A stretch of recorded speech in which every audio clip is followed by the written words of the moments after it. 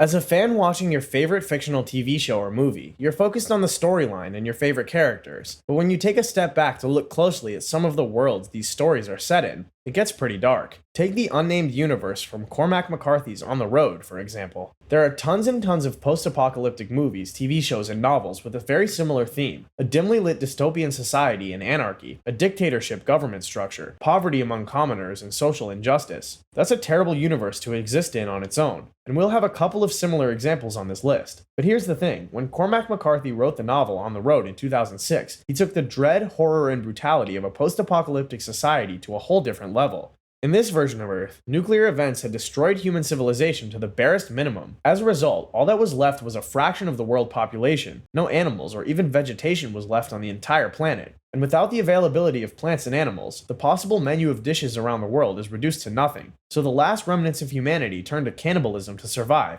which mean the chances of any human you run into planning to make you his or her dinner is incredibly high.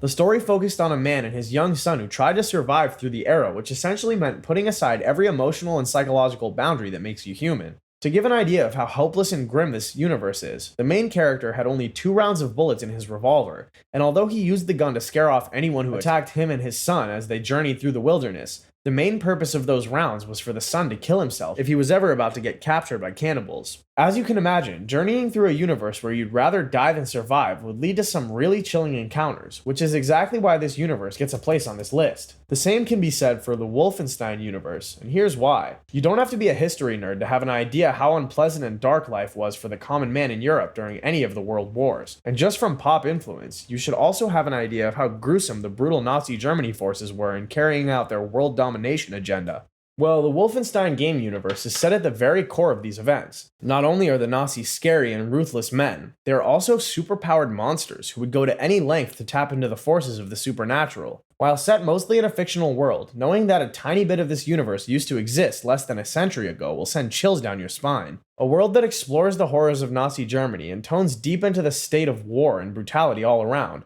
The universe had some really dark moments we just can't get past. There's that one time when BJ got caught posing as Jules Redfield to infiltrate Hitler's compound on Venus, and was forced to bury an axe in a man's skull. The crazy technology of laser guns that can essentially melt a human being into hot paste. Or that one scene when BJ kills Engel by chopping off her arm, ramming an axe through her eye before splitting her skull in half and leaving her eye rolling on the ground. From the Captain America and Hydra story to 1,000 other movies and TV shows set in the 1940s, there are a lot of fictional depictions of life during World War II. But the Wolfenstein universe is definitely the darkest of them all. As for something we've not seen much of, let's take a quick peek into the universe in which Garth Ennis and Derek and Dennis Robertson's The Boys exist. When a superhero franchise is categorized on Wikipedia as action, drama, satirical black comedy, you can probably tell it's not your regular heroes flying in capes type of thing. Comic book lovers have been aware of this since 2006, but when the television series hit the big screens in 2019, the world was open to another level of crazy. The Boys is essentially set in a universe where the heroes are the bad guys. And by bad guys, we're not talking about petty theft and extortion, nah. It's more like evaporating an entire human body with super speed, lasering a living person in two just for looking at you wrong, or popping people's heads in a courtroom. As we see in most movies, there's a considerable extent of injustice that occurs when a sect of people has special abilities and some others don't. But the Boys take it many steps further by showing exactly why such injustice could be a concern, particularly when there's the big boss, Homelander, who is literally unkillable.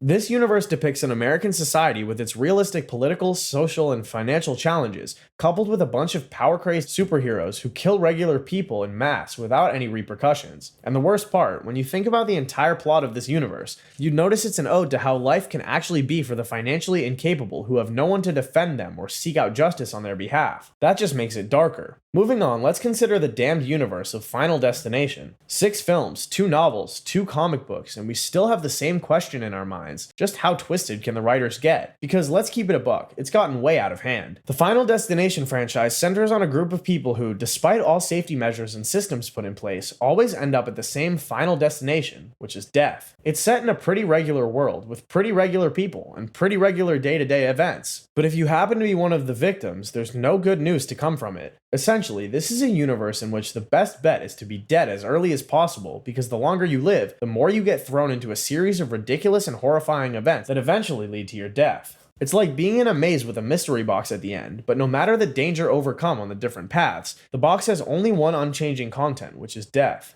So everyone in this universe lives with a constant fear of death, and even those who escape death for a period of time are only playing the waiting game to the eventual freakish death. And in the case of large-scale disasters, unlike in reality when some survivors come away with just injuries and missing both parts, in the Final Destination world, there are no survivors. Just in case you need an idea of just how ridiculous and freakish the deaths can get, here are some examples. One guy in Final Destination 3 had his head crushed by his gym equipment. Kat in Final Destination 2 had her head plunged into a PVC pipe by an airbag when a firefighter tried to rescue her from a previous car accident. Isaac in Final Destination 5 died by acupuncture. And the kid who dies from an explosion during a barbecue cookout. And in Final Destination 2, most people live life with a subconscious fear of death. But living in a universe where literally just breathing in heavily could be a death sentence is a different type of nightmare. Up next on our list, it's pretty impossible to talk about dark universes without checking out the District of Panem, where the Hunger Games franchise is set. Panem is simply just a dystopian and bleak society, characterized by extreme oppression, violence, and social inequality. A world torn into chaos by climate change and unending years of nuclear war, what remains is a world where the average citizen has almost no rights. The ruling government, known as the Capital, maintains control by implementing force and some simply ridiculous and twisted propaganda.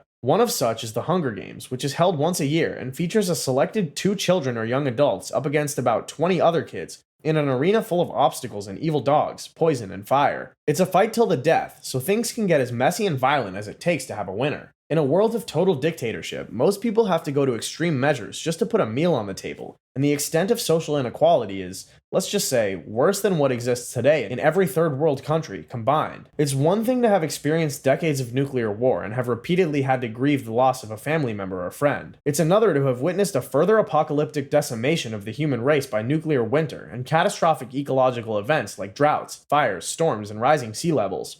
There's also the problem of living without freedom, and seeing any rebellion or glimmer of hope be shattered and punished with even more suffering. But dealing with all that and still having to witness public executions and whippings, being allowed literally no privacy as a result of mass government surveillance, and having any form of travel or communication between districts banned. Yeah, that sounds really dark. Moving on quickly, let's take a look at the universe from Garth Nix's Shades Children. It's another post-apocalyptic fictional universe, and this one is known simply as The World. But here's what makes it so creepy and disturbing. Instead of scavenging and fighting in gladiator pits to live, this universe doesn't give anyone the chance to live. Instead, after an unexplained supernatural event called change, every human being over the age of 14 completely disappeared from the face of the earth with no trace. Now, picture this. 14-year-old you and your friends. No grown-ups to tell you what to do. Sounds pretty cool, right? Well, not in this universe. After the change, all the children were rounded up and placed in dormitories, which are essentially prisons with tracking devices implanted in their wrists.